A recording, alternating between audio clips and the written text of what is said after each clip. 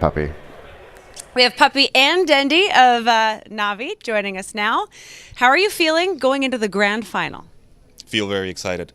This is an amazing moment because I've been here for the third time already. And yeah, it's pretty good. Good. You've been watching Alliance. They've only lost one game this entire tournament. Does that affect your mental state, your mental awareness going into this, or are you just more focused on your game? We have some strategies to use against them. Yeah, they're very fucking good, and I do want to play against them once more, and this is pretty much what's going to happen. So, they're the best team in the world right now. Good. I am never going to engage Dendy in a staring contest in my life. You can do it. Really? Oh, I don't think so. I'm watching this happen. Clement Ivanov, Puppy, Estonia, Tartu. Alexander Dashkevich, Khvost, Kiev, Ukraine. Kurozale Takhazomi, Kuroki, Berlin, Germany. Gleb Lepatnikov, Fanik, Kharkiv, Ukraine. Данил Шутин, Денди, Lviv, Ukraine. NaVi's third finals, and still time for fun and games, it seems, there with Dendy, and they are a team that stay in very high spirits, but also because of that they always believe that they can come back in bad situations and bounce back, and really that's why they're in the grand finals. They are the bounce back team of the tournament. What do you guys make of them? If someone new is watching Dota 2 right now and doesn't know who NaVi is, how would you describe them going into the grand finals? I mean, as you were saying, they're the most tenacious team, and they're so experienced that they know that if they just have fun with the game, they're still going to win the game. And that's what we saw last year. They had a terrible group stage run. Then they came into the tournament. They were like, how do we counter Naga Siren? They picked up the Juggernaut and started working wonders with that lineup. This tournament, we see them picking Potch and winning important games with it, very important games. They've picked some very out-of-the-box lineups, and they just seem to enjoy the game much more than some of these disciplined teams do.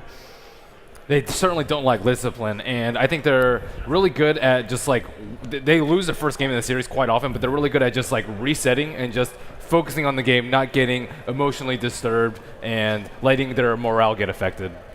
Bruno, NaVi in a nutshell.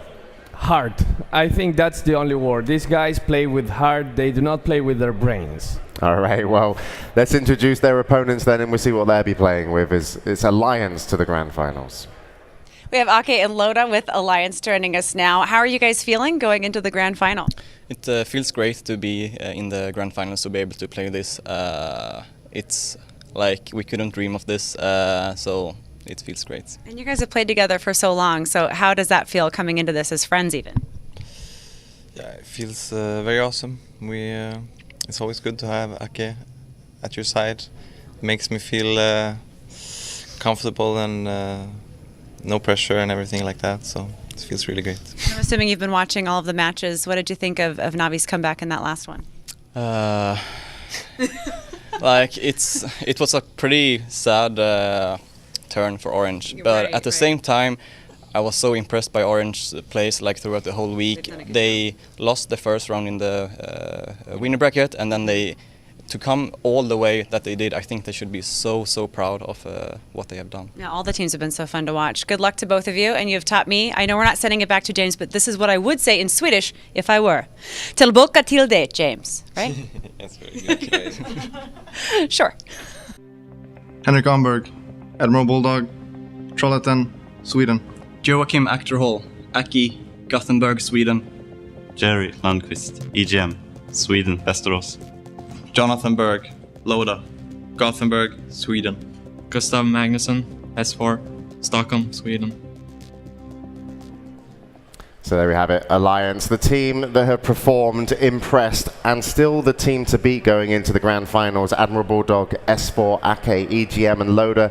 Not a weak link, not a weak play, not a weak strategy. They haven't really shown weakness at all over the tournament, and they can take this. This is theirs to win. This is a big storyline for the boys from Sweden, and it's NaVi again that are going to have to try and stop them. So it looks like we're going to be ready to go into the game, guys. So I'm going to have to ask you, who's going to take map 1 and why? Who's going to come out strong straight from the get-go? I think NaVi's going to come out guns blazing and actually take game 1 from Alliance. they're too locked down in their playstyle right now. So and NaVi knows how they play, so they're gonna come out and maybe take game one and surprise Alliance, and then Alliance is gonna gain their composure for the following games. I think it's going to be Alliance. NaVi, they lost 2 games with Wiz. They gave EGM Naga Siren twice. It just doesn't seem like their draft is really strong. Maybe as the series progresses, they'll be able to adapt more to how Alliance plays, but they haven't faced them enough, I don't think, to take the first game out strong. I had one fan from each team trying to bribe me with swag so that I would say either NaVi or Alliance. So I'm going to take both at the same time. So I have from the Alliance guy this, from the NaVi guy this. This looks really weird. And I'm going to go with both. Just setting trends. All right, Bruno. We're going to have to get you off camera for multiple reasons to the quality of the show. But either way, it's about to get good because this is going to be the grand finals, guys. It's going to be map 1 against Alliance and NaVi. Losing my words. Bruno, please put your hat back on. It's all good. So over to LD and Lumi. Take it away for the grand finals.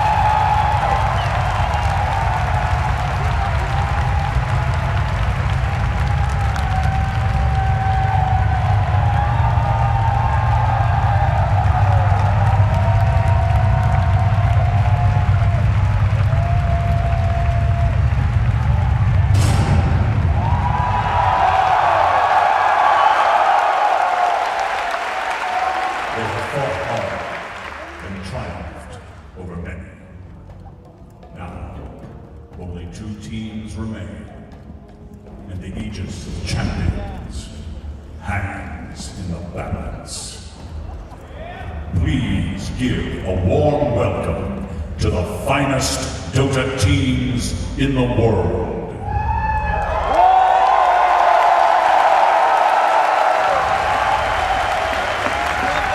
Hailing from Sweden, the only team to go undefeated through group stage, entering the grand finals for the first time, Alliance.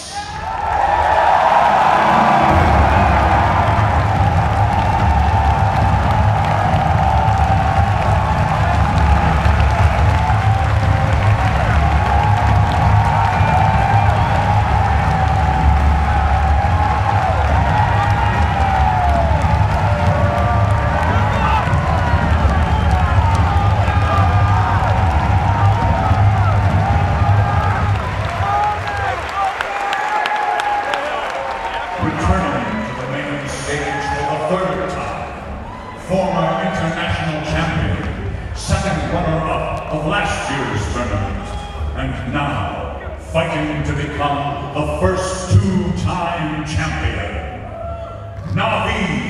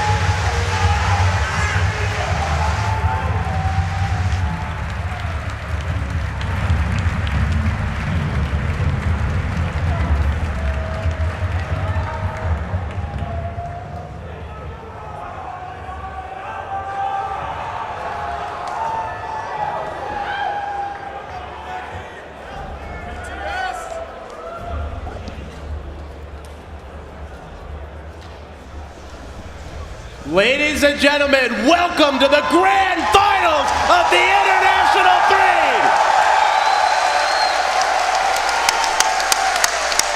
NaVi versus the Alliance. The Alliance yet to drop in a set in the entire main event, undefeated through the group stage, but NaVi returning for the third time, looking for their second championship. This is truly a David versus Goliath situation, and when you say that NaVi is the David, nobody will believe that they are the 3 times returning to the grand finals, but I'm not sure who they're going to take it. Alliance looked just undefeatable in that last match against NaVi. Took them down 2-0, did it in style. NaVi, though, they battled back. They got knocked down to the losers bracket, and where there was a will, there was a way. Unbelievable performance against Orange, and here they are. They've got another crack at it. It'll be a straight best of 5, no advantage. If anyone can find a way to beat the Alliance, it probably is Puppey. It's Puppey. Puppey's been playing some crazy strat. We see what they did in TI2, the Naga Siren, the Enigma, the Darkseer combo. That was it. Nobody broke that strat. NaVi was the first team to do it. They rose to the grand final because of it. And now, within the grand final, they need to do something special. Puppey needs to find a way because the Alliance are the heavy favorites right now. Yeah, I mean, arguably the most creative and innovative captain in the history of Dota 2. He's come up with so many strategies, and we've seen everything from NaVi at times in the past. This tournament, they have not, Puppey's actually said they haven't shown their hand. He said they've been hiding strats, so we're going to have to find out if those hidden strats are going to work. Because the Alliance, it's been mostly the same strat every single game. Sometimes different heroes, they've shown versatility in picks, but if it ain't broken, Lumi, why fix it? Same strat, but can you beat it? You know it's coming. The scary thing is Alliance, like you said, is playing standard, and if they drop a game or maybe 2 games, they're bringing out their strats. Yeah, let's not forget, this is the team that did the level 1 Roche. Prophet suicides the Roche, you bait the enemy team in, then you wipe them. They did the fake Roche where they pick her, so they pick Wisp, they wrap around, they smoke gank you from behind. I mean, if anyone can be creative here, it is going to be the Alliance. And NaVi likes that Radiant side in general. They've normally been going for it, so if they do get it again, well, then the Alliance maybe pulls something out of the hat. Very likely, we could see that this entire series, we're going to have NaVi's going to play the entire Radiant side, and we're going to see Dire being handled by Alliance. But I really think that, you talked about the Roshan strategy. I think that's going to be huge. Don't forget the level 1 TP Roshan from Alliance. Yeah, there's so many options, and I think one of the most interesting things about this matchup is the way the last series unfolded, where you saw Alliance not banning Wisp when NaVi had first pick. They gave away Wisp, and then they took it down twice. So if NaVi have first pick again, they have a tough choice, right? Because if you're not going to pick Wisp with the first pick, generally what we've seen is you ban it out. And that's how Alliance has taken advantage of a lot of the Chinese teams who don't run Wisp particularly well. So if you don't take it with the first pick, then Alliance can get Wisp and another hero with the second pick. So NaVi, they have to be a little bit worried about that. Could factor into their mentality coming into this game. For those you guys that are just tuning to the grand finals and wondering what is Wisp, why are we talking so much about the Wisp? Wisp is often considered as the most broken hero in the current Dota game. She changes the game. She changes the complexion of the game. It's like in professional American football, if you have a Randy Moss, a player who is a threat to score a touchdown from 100 yards out on any given play, you have to play a fundamentally different style of Dota. So whether Wisp is banned or not, whether NaVi picks it or not, just the way that last series went, has to have an effect on how NaVi chooses to draft. If it's not strategy, it's definitely confidence. You're giving away the best hero in Dota. You beat them cleanly in a 2-0 sweep. I'm afraid for NaVi. Game 1. We're loading in now. Are you ready, Lumi? I am, although please refrain from the football jokes, because I'm not following you there. I ain't joking with you. We're straight up here. All right, let's go. We're jumping to the draft here. NaVi is going to get the Radiant side. Alliance on the Dire. Of course, I am Luminous and joined by my main man, LD. Are you ready? I am. It's game 1 of a best of 5. Winner takes home $1.4 million. The loser, just a little over 600,000. The bans will now come out. So far, NaVi removing the Chen. Puppey definitely plays a good one, but Ake has really been on the ball. They'll ban out the Chen. The Alliance removes the Havos Lifestealer. Still Wisp in the pool, still Batrider in the pool, and let's not forget Alliance is on the Dire side. So if they want to do some either level 1 road strats or just make NaVi think they are, they definitely have that option. Well, we'll definitely see level 1 Roshan if we see some kind of awesome weird hero like Ursa, but we'll table that discussion for a bit and focus a little bit about the bans here. Do you give away a Batrider? Do you give away Wisp? Do you leave both of those heroes in the pool? No, Alliance says, sure, you know, you have to pick. We're going to leave some OP heroes here. Yeah, they're basically saying it's your choice. Let's see what Puppey wants to do, and we're going to react to it. They have the comfort of being able to react. And now, well, it will be first pick Alliance here. Let's see, what are they going to go for with that first pick? I mean, this is a bold move for both Alliance and NaVi. They're saying, you know what, let's leave the broken heroes in the pool, and we'll play full-out Dota. And the tables have turned. It's NaVi's turn to give away the Wisp, and they're going to see if they can defeat it. They now go for a Batrider and a Visage. Now, we have seen Visage so dominant in the laning stage. Wisp, if she gets to level 6, the game changes. But Visage is one of those heroes that can just win the game before anyone gets to level 6. And now the Alliance will pick up the Bulldog Prophet. So they had their choice. They don't go for the Lone Druid. They take the Prophet instead. Now, the difference between Lone Druid versus the Prophet here, both of Emerald Bulldog's really good heroes, that Nature's Prophet will gank alongside with the Wisp. We know that NaVi would like to defend their heroes, they like to defend their towers, and when you have a big clash, that a chaotic fight going on somewhere on the map, Prophet is the best hero to join that fight with his spells, with his ultimate, of course with his right click. So I really like this pickup over the Lone Druid, who is a little bit less mobile as a hero. I gotta say, I'm having slight flashbacks to the International too, because right now Dendi and Havos are grinning their heads off. It reminds you of Light of Heaven in that epic game where they defeated the combo, the Naga, Tidehunter, as well as Darkseer. They've got that kind of grin on their faces now, so what's up their sleeve? We're gonna find out soon. Now the band's coming forth. NaVi removing out Juggernaut, and then on the Alliance's side, a Weaver. What are they gonna ban next? I have no idea, because trying to predict these two masters of Drafter, S4 on one side and Puppey on the other, is going to be extremely hard. So far, all of these bans looks targeted and standard. And of course, Weaver targeting Havos, one of his best heroes. And I think Puppey is planning something.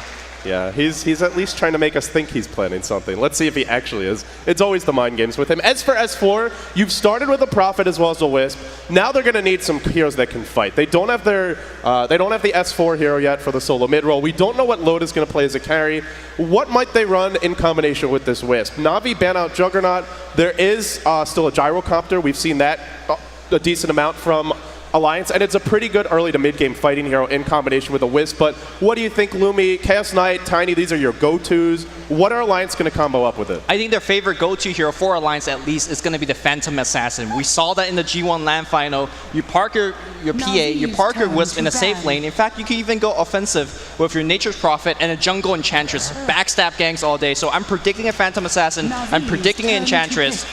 But we'll see exactly what Alliance thinks. I like this ban a lot from NaVi because they remove Keeper of the Light. And Ake, as magnificent as his jungle play is, I think his Keeper of the Light just might be scarier this tournament, especially because of the style they've been favoring, which is split push, slowly and steadily accruing an advantage, distributing the resources on the map more favorably for themselves. And once they reach critical mass, then they go from taking a few pickoffs to really forcing the fights. Keeper of the Light, the best hero to kind of adapt. If you're ahead, he prevents your opponents from getting back in the game by pushing. And if you're behind, well, he hangs on while Loda farms up. I like the fact that you brought up support heroes, because so far we have not seen the Naga Siren, who NaVi has given away 2 games in a row to Alliance, because you don't have a very... Uh-oh. What's something's fishy here, Lumi. Well, let's table that for a bit, and maybe it'll make sense in a bit, but... Yeah, the Venomancer has been snapped up, and the question is going to be, how does the Alliance look to respond? Does this phase them at all? Because we have seen, I think it has been NaVi in the past who've taken Veno early, and sometimes it just doesn't work at all. Yeah, it's a hero that doesn't have an innate stun. He sure has damage over time, but it's very, very slow. So it gives you a great slow early on, but mid-game and especially late game, this hero does absolutely next to nothing. It does very little compared to the other options in the pool. Like, for example, if they wanted a Keeper of the Light later on, he's very useful. In some ways, even gets better. Venomancer, we have seen Hobos play this as a farmer. I don't know if it's something we'd see this game. We'd probably expect it to be either Kuroki or Puppy's hero, but now Alliance, a third pick Veno could throw you off. So how does S4 respond? Well, we're going to see a Gyrocopter so far here, just a very standard and stable hero. Vengeful Spirit immediately snapped up here. Look at the aggression from NaVi. I just want to point out that we do not see a traditional carry hero on NaVi's side just yet. Vengeful Spirit may be that carry hero. Venomancer may be that carry hero. NaVi, they've done this in the past. They farmed Venge in the past. They farmed Veno in the past, but I think Alliance has something up their sleeve. I think we might see something like a Spirit Breaker. Well, it's just my guess, but we'll see if they're going to... No, never mind. Take that back. Hold that thought. It's going to be an Ake Enchantress. They expect a lot of aggression from NaVi. When you see Venomancer, Visage, and Venge, these are 3 of the strongest level 1 supports in the game, and one of them will be farming. So a lot of burst damage, the potential to go aggressive trying and kill anyone, even a Gyrocopter. If he gets Gale'd and the follow-up is there for the Magic Missile, he is going to die. Alliance, though, Ake, I think he is, in the world, the best jungler to counter aggressive tri-lanes. We've seen Extinct, Puppy, fantastic gankers, fantastic at reacting, but Ake is really good at relieving the pressure on the aggressive tri-lane. So let's see if he can pull it off here. We expect Alliance to go defensive tri-lane, but the book is out now. This is where, like you said, they don't have a carry on NaVi, at least not a traditional one, but they do have some good Midas armor from Venge. Are we looking at a Dendi Shadow Fiend? That could be it. Shadow Fiend, so far you don't really have a disadvantage matchup, but at the same time you're dealing with global TP, so you have to get the BKB as soon as possible. Dendi, the way that he plays the Shadow Fiend, he doesn't go BKB. They want someone mid, and they don't want Dendi to lose his lane, so they ban out the OD. Arguably the strongest 1v1 mid in the game, definitely in the top 5 there. This does pave the way for a Shadow Fiend, but Alliance have not tipped their hand either, and they're going to get a chance to counterpick if they want whatever Dendi's snapping up. So S4 might be able to match him blow for blow. There is a Queen of Pain in the pool. Looking at the other S4 heroes, does anything else jump out to you? No, Queen of Pain gets banned out as well, so S4 is also preparing for a very, very crazy pick for himself. He doesn't want to get countered in a sense by NaVi snapping up that. Are we going to see the return of the S4 Mag this game? Because that core is so strong if you get through the lanes. Magnus, Prophet, Gyro on the Dire side with the ability that the Alliance has to just get their jungle ultra stacked. It's a bounty hunter for NaVi. There is no clear carry on this team, and it's just all offense. They want to face rush the Alliance. I mean, question marks are up in the air right now. Are we going to see a Vengeful Spirit carry? Are we going to see a Venomancer carry? Traditionally, these two aren't really good at carry. You need a ton of items. You need a ton of farm. Is it a farming Visage? I mean, to be honest, any 3 of these heroes could get the farm in that lane. They can. But what we can expect out of this is a Batrider solo mid, correct? It's probably a Batrider solo mid, most likely the Funnick Bounty Hunter to the safe lane. NaVi, aggressive tri-lane is coming. How will S4 respond? Or it could be just a standard defensive tri-lane. I don't know. Like, this NaVi lineup is just so strange. We have never seen anything like it. I feel like they have to go aggressive here. You're giving up. If you don't go aggressive, we've seen what the Alliance do. Because not only are they farming a Wisp and getting a level 6, they'll stack the jungle for Loda on his Gyrocopter. They will even allow Bulldog to pull some camps to secure a really fast Midas. And it's a clockwork for S4. The draft is now complete. And it's going to be a Havos Vengeful Spirit as he selects a hero, unless we're going to see any swaps.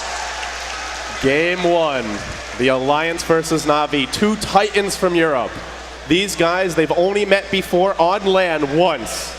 And the last time they met, Alliance took care of business. They took down NaVi 2-0. Will Puppey, will Dendi, will the rest of this NaVi squad, Kuroki, Havos, Funnick, will they find a way? It's been a miraculous run for them. The Fountain Hooks, we've seen as well in their last match against Orange, a bit of fate going their way. Can things continue to roll for them? Things continue, they have to continue to roll because they're not here just to say, you know what, let's go back to the grand finals for 600K. They have tasted first place, and once you get a taste of it, there is no going back. Yes. Nothing else will do. The draft now complete. It's time to get into it. Game 1 of the International 3 Grand Finals is now underway. $1.4 million and change to the winner, over $600,000 to the loser. On the side of the Alliance, yet to drop a set, we have S4, the captain on the clockwork, Loda, your Gyrocopter. EGM, the EO, will have a very quick pause, I hope. Ake on the Enchantress. And in the base, it'll be Bulldog, your nature's prophet. And on the Radiant side, Team NaVi, Kuroki the Visage, Havost, the Vengeful Spirit, looking like we might see a farming Venge. Dendi on the solo mid Batrider, Puppey, the captain on the Venomancer. And that leaves Funnick as your safe lane bounty hunter. The pause is going down now. Here we go. Back into game 1. What are you expecting, Lumi? I expect a lot of kills coming on this tri-lane. This tri-lane up top is going to decide much of the early game. Hold that thought. We'll have another pause here. So, I mean, we look at NaVi's lineup right now. They have track gold. They have supports that really get out of control if they have a good start, right? You have Soul Assumption. You have Familiars if you hit a fast level 6. Venomancer, if he's ahead, can just run anyone down. If NaVi gets ahead, it will be very hard for the Alliance to hold on to territory. It will be very hard to get their Wisp level 6, but if it goes the other way, if Alliance get a good start, they have the clearly superior late game. Clearly superior mid game as well, because when you see Alliance and they pick up BKB on Gyrocopter, what is the Vengeful Spirit going to do? What is the Visage going to do? There's really lacking physical damage. Now, with that said, Vengeful Spirit is going to give you a physical damage increase aura. She's going to give you minus armor, so there is some weapons, but it's just, I don't think that's enough. They have some access into late game. Bounty Hunter is a pretty decent semi-carry, Venge a decent semi-carry, but you look at the Alliance, they have a Prophet, one of the strongest heroes in the late game, not in combat directly, but for his ability to farm and split push. They have a great global lineup as well. And NaVi, heroes that don't really flash farm. That's the other thing to keep your mind on. Batrider is a great farmer in the jungle, but Venge, Venomancer, Visage do not farm all that quickly. Bounty Hunter doesn't either, unless he decides to go for a Battle Fury, which we don't expect at all. So if NaVi fall behind, their ability to farm fairly limited. Alliance talking things over. They've got a moment here. They seem very calm. Well, looks like Batrider has reconnect. I'm surprised that there's pauses going on. We do have Merlini outside, just waiting in the wings. Yeah, I think he's had a hard week, buddy. He's taking a nap right now. Put the police cap off, and he's lying down for a snooze. I don't think any other player in the world right now is taking the cap off, because this is the grand final of one of the huge, this is the biggest prize pool. The biggest esports tournament ever. How do you sleep during this game? You don't. Yeah, you try to, we're going to wake you up. So game 1, soon to fall, underway. So we talked a lot about NaVi's draft, and we don't have it on pause yet. So if you look at Alliance, I think for them, all they have to do is withstand the storm early on. Be prepared for ganks, get your wards right, don't get caught at level 1, hang on until Bulldog starts to kick in, gets his level 6. He can bail out the tri-lane. Of course, once you have S4 getting level 6, has access to hook. If NaVi dives that tier 1 top, and already there's a Prophet with his ult coming in, the clockwork rotates. NaVi could instantly lose one fight, and on that very one fight, just lose this game.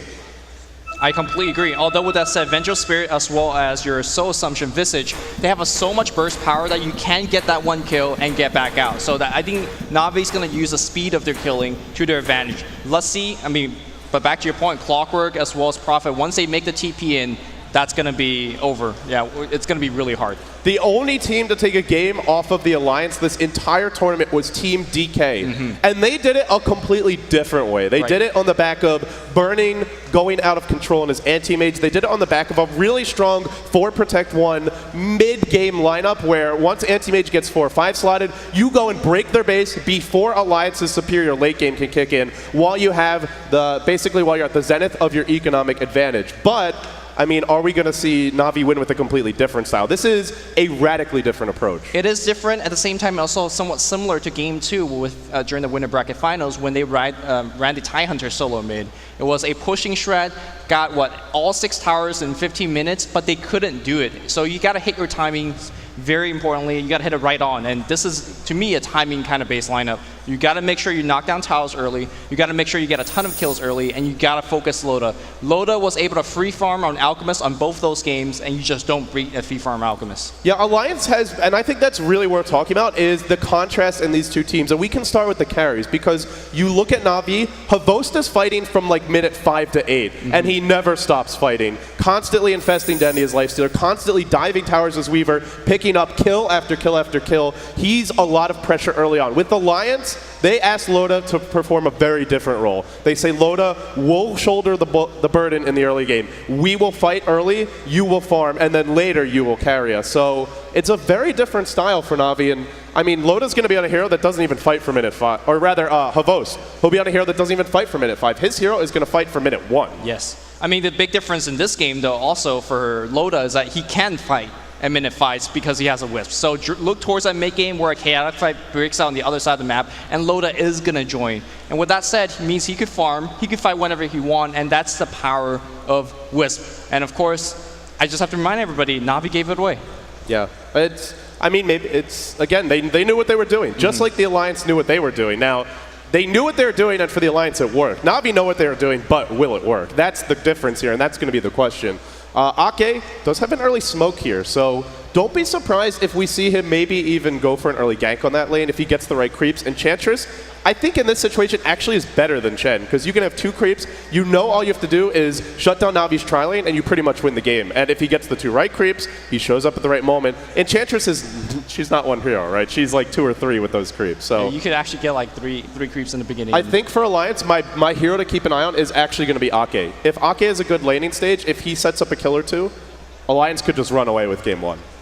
But let's remember, it is game 1 of a best of 5, so NaVi can experiment here, and if it doesn't work, they can try something different in game 2.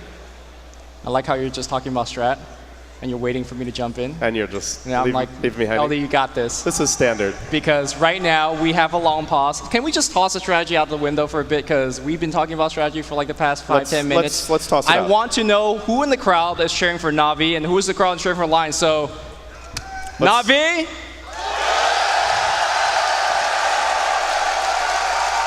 Is that okay? I was lukewarm. On the other side, of course, we have the Alliance.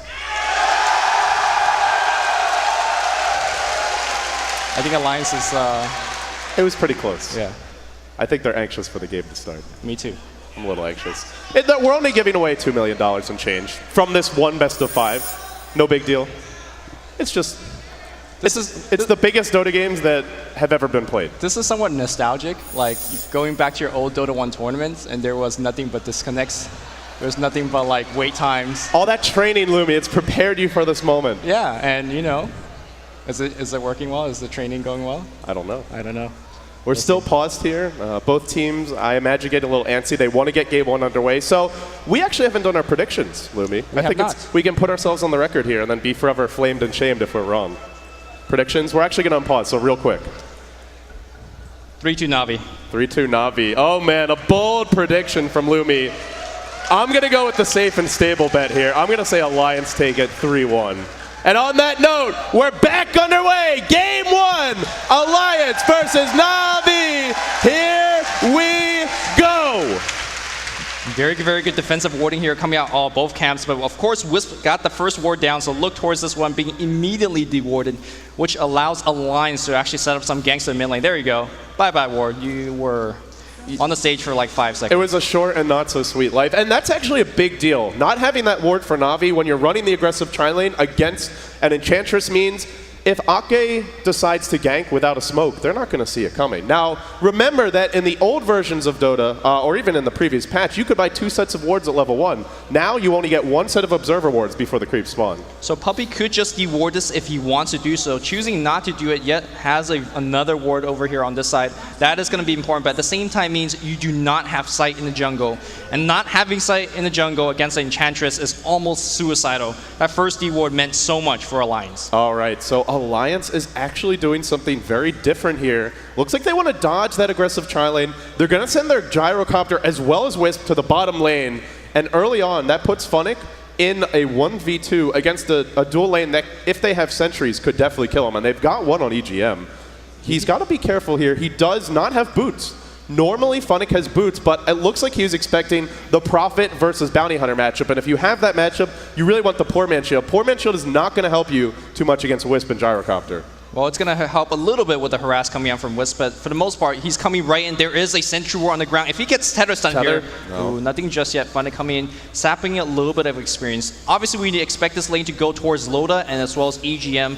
2v1 against a melee hero. It should be fairly easy. What about mid here? S4 on his Clockwork against one of those most dominant mid hero, Dendy's Bat. Yeah, Clockwork's pretty good against Bat because you have the cogs if he ever really wants to go on you. If he dives you at your tower, sure, there's Firefly, but you have the Battery Assault. And getting those mini stuns off, maybe you disrupt him for a moment. I think it's an okay match for S4. He's going to lose the lane, but his goal is just to get level 6, hang on, and angle for mid-game dominance. If Bulldog's not dying here in the top lane, I think that's pretty much what they're looking for. Havost does, or rather Funnick, has to be very careful bottom. So early on, looking at this tri-lane Lumi, do you think we're going to see any unusual skill builds from Na'Vi? Because these are generally support heroes, all 3 that they're running here. Or is it possible they get aggressive and just play sort of your standard kill early on support style builds? Already right from get-go here, if you look at Puppey's skill build, he has selected his passive Poison Sting. Generally, you always go Venomous Gale as it is one of those strongest early game spell. And I think the reason that he has gone for Poison Sting, as we do see a gank on the Centaur. Nice stomp here. Any gonna be killed? Deny here. Looking for Ake, and they are gonna get denied. Beautiful No deny. early game EXP and go for you guys. And the reason you go for Poison Sting is it actually helps you for a push. It gives you like 5 extra damage-ish. There's no other reason to really go for Poison Sting early on. Basically, you can hit each creep once, and then they'll slowly tick down. Whereas if you go for the Gale, you're not going to spam it. Gale, very expensive in terms of mana at the early levels. We'll see Funnick pick up a nice regen, and I'll head back to the bottom lane. So if you're Alliance, your goal is to not fall too far behind in the laning stage. You have the mid-game to fall back on, and so far, they're not dying. We see Ake getting good levels out of the jungle. You look at Navi's tri-lane, and their supports are both level 1. S4, in terms of the middle lane, sitting 11-1 to the 12-3 of Dendy. I think everything's going quite well here for the Alliance. The pressure is on Na'Vi, not on the Alliance. Exactly. When you run an offensive tri-lane, you need to get things done quick and early. And of course, there's a ticking time bomb on the bot lane here, Alliance with EGM on the Wisp. Once he hits a level 6, suddenly this game transforms to something completely different. Of course, Gyrocopter is one of those early game carry heroes that could get into these team fights. So look towards Loda as well as EGM playing very close to each other throughout this game and looking to set up kills all of them. All right, Ake smoked up, heading towards the middle lane. Dendy, no mana right now. The courier's about to come in. It should have his boots as well as his bottle. And this might be an opening, but he's head up to the high ground. And it looks like the moment may have passed. Rocket coming in, canceling Dendy's bottle charge. Ake will decide that's not a good gank. He'll back off, and he's going to head back into his own jungle. Does he actually want to make it go on top? Because this is not a very strong ganking combo. I think he's just going to sit back here. If he could get Kuroki somewhat out of position with the Centaur Stomp, he does have a clap creep now as well here. S4's really playing well in this middle lane, just constantly using the cogs, burning Dendy's mana, preventing him from being aggressive, but it's bottom lane where they've gone in on Funnick. He's dropping pretty low. There's another Rocket Barrage. There's still a Dust here. It's first blood, and it goes to the Alliance. Very, very early. Oh, Loda. Oh. It's going to survive. That was pretty close. That Tango, that salve, making the difference here. And it's what we talked about. I mean, Wisp, Gyro, do have the power to kill a bounty early on. Yeah, and of course, I think they might be going for a second one here. As the creep wave is pushing in, there's another dust available. That's going to be on cooldown for about 30 more seconds. So look towards Alliance making yet another play under the tower very soon.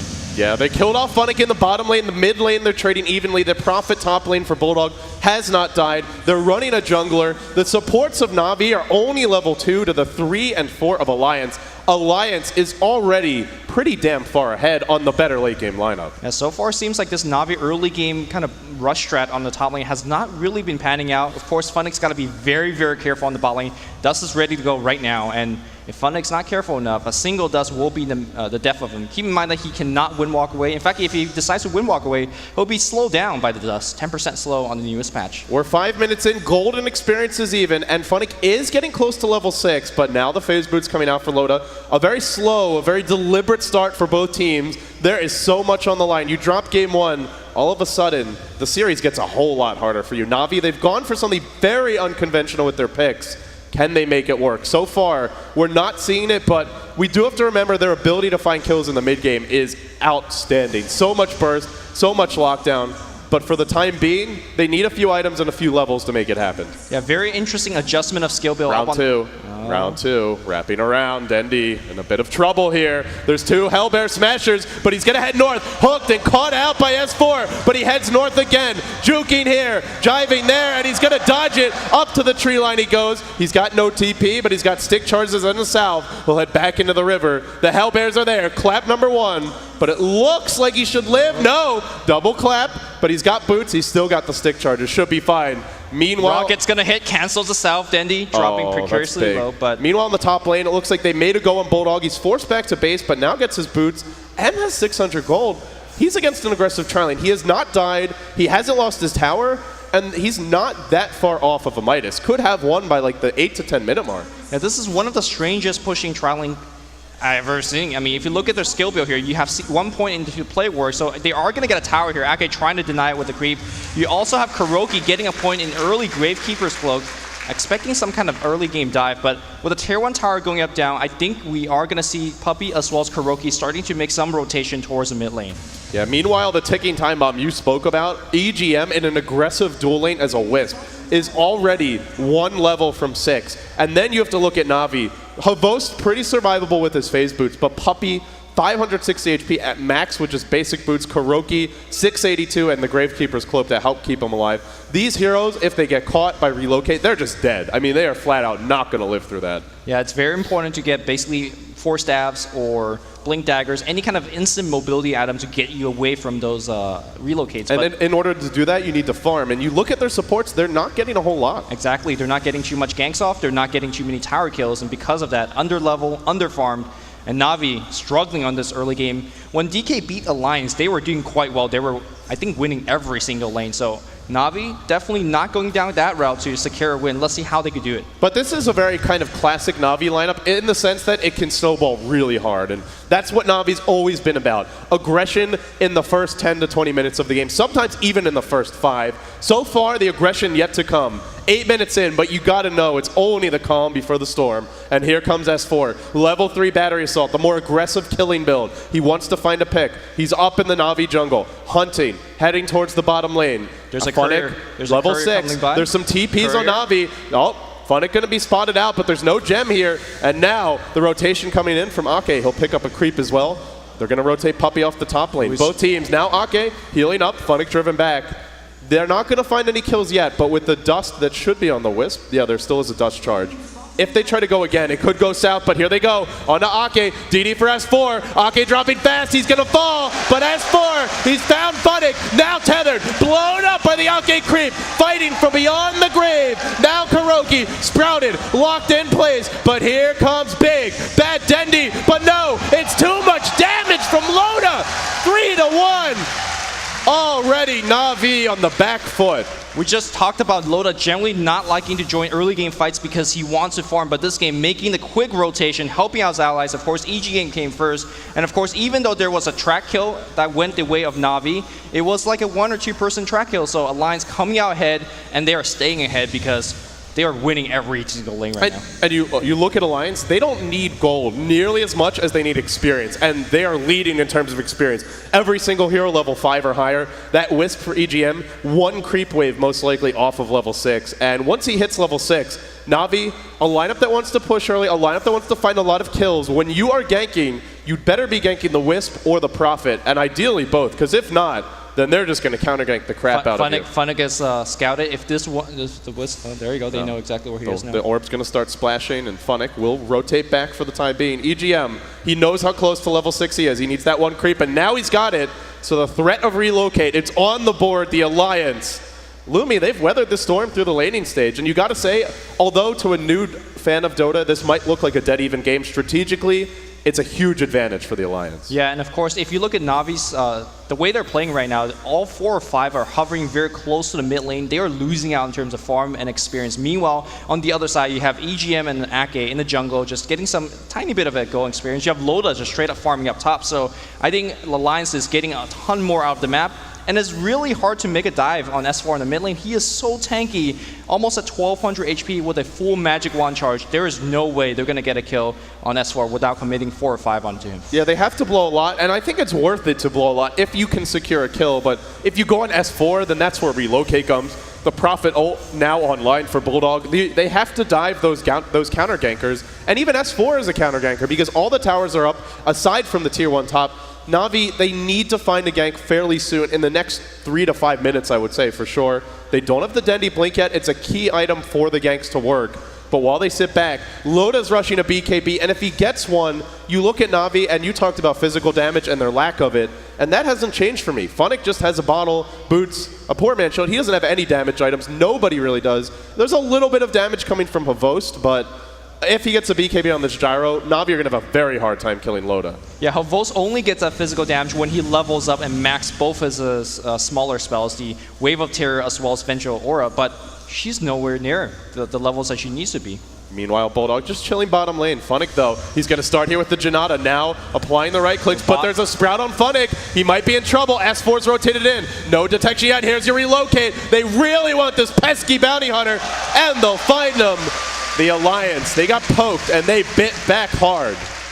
Getting a free kill basically on the bot lane and not losing any kind of momentum anywhere else. There's no push in the mid lane. And perhaps we're going to see right Gale. into mid. Here we go. Okay, they're looking for 2. Hook to fly. They've caught Puppey as well. Callout's coming in. Dendi's down. 6-1. Alliance already out of control, barreling down the middle lane. This is looking bad for NaVi. We said in the early game drafting stage that if Alliance wins, just come out even. In the early game phase, they will just be unstoppable during the mid game. Not only have they came out even, they've done so much more. They're winning by the kills, they're winning by experience, they're winning by gold. Alliance is about to take a tier 1 tower. And how do you stop this? Going to go on the S4 on the mid lane. Tower is already dead and looks with a tether stun. Oh, Swap coming back in here. Can they get a kill on S4? They're blowing everything onto him, and they are going to get the kill. That was very important. A 4-man track kill. Funnick doing his work, and, well, NaVi finds something. Yeah, the one guy that really would have liked that extra 50 gold is Dendi, of course. He's getting closer to his Blink Dagger. He will have it soon. NaVi definitely have a few more runs of aggression in them, and every time that a gank works, every time they get a couple of heroes with a track kill, they extend their lease on life in this game. They're not out of it yet, but they're the ones who have to force the fights, and if you're Alliance, you can take fights, but you don't have to. If you're Alliance, you want to be careful, though. Track Gold has a way of sneaking up on you. All of a sudden, Funnick shows up with drums, with phase boots. The next few fights later, he's got a BKB. Dendi's got a 4-staff. Then Boots of Travel. It creeps up on you, and then all of a sudden, you're like, man, where did all those items come from? I thought we were winning this game. So for now, Alliance ahead, but they will want to play it safe. And one of the big items that will allow them to play it safe is going to be this BKB on Gyro. It's coming very, very soon. Yeah, because of that, I feel like NaVi basically have about 1 minute or 1 minute 30 seconds to make something happen on the map, because once BKB is up on Gyrocopter, and now because of there's a mech up on Emerald Bulldog as well, there is just nearly none of that on NaVi to do anything. How do you kill Loda? And meanwhile, of course, when you're not killing him, he's killing everybody else with the cooldown on max flat cannons. Yeah, and then the other thing is, a lot of these heroes really don't do much against that BKB. You look at Visage, he has Familiar, sure, he's got a mech to help keep his own team alive, but most of his damage is the Soul Assumption in the early to mid game, and he's not going to be hitting that hard. Puppey, virtually useless against BKB heroes unless he gets off a Gale and advance. Oh, they see. Yeah, they go, though. Havost, easy pickings for S4. brought down by a hook, jams it in, and now it's 7-2. Havost, he's their one position player this game. I mean, you look at some of these other heroes, maybe they can carry the load, but he's really the only physical damage dealer, and that death, not going to help too much. Havost going for SMY, and either that gives you a little bit of something in all categories. It could be an Ag Scepter. That's the other possibility. Sure. But SMY... Actually, it does look like an Ag Scepter. Yeah, if it's an Ags, I mean, the nice thing with an Ags Venge is that you have Nether Swap constantly available for fights. The cooldown is only 10. But that doesn't necessarily help you if the Alliance just have the superior 5-man.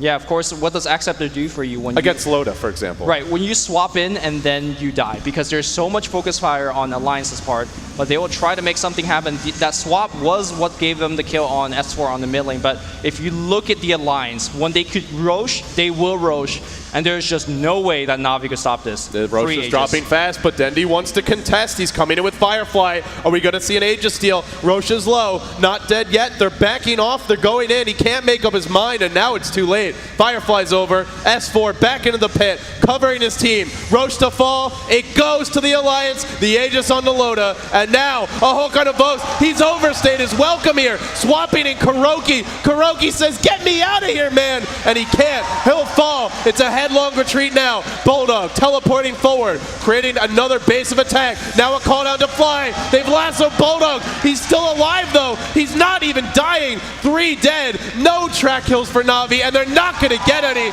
Make it 4. Navi down 2-11, and they're going to GG.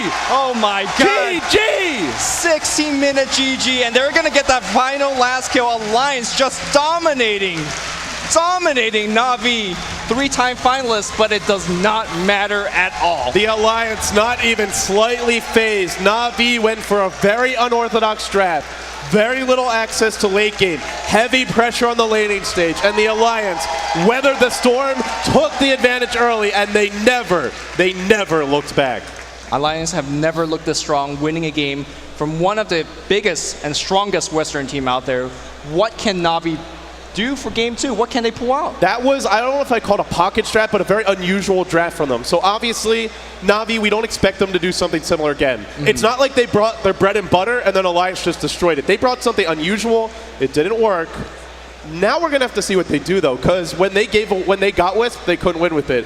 When they give it away, they lose to it. Granted, with an unusual draft, Wisp is going to be an interesting problem for them in these drafts because they really shouldn't be giving away to Alliance. At least it feels that way now. And if they're not, then they're forced to waste a ban on it. And you open up Bulldog's hero pool, you open up EGM's hero pool, Ake's, everybody on this team, they're in a bind.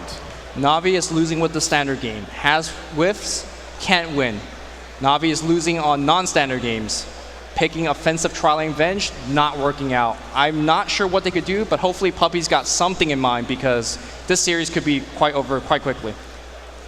And, I mean, we're going to have to see. Game 2's coming up. Alliance leading 1-0 in a best of 5. There's $2 million in change at stake. My goodness. They can taste it, man. They have come so far.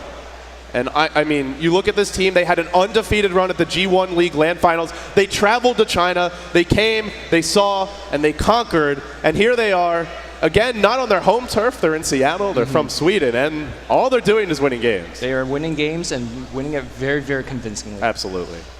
And it looks like, I guess we're going to be getting into game 2 pretty soon. So you look at the draft for this game, and it was very unconventional from Navi, I think, to say the least. I'm waiting for a voice in my head to tell me.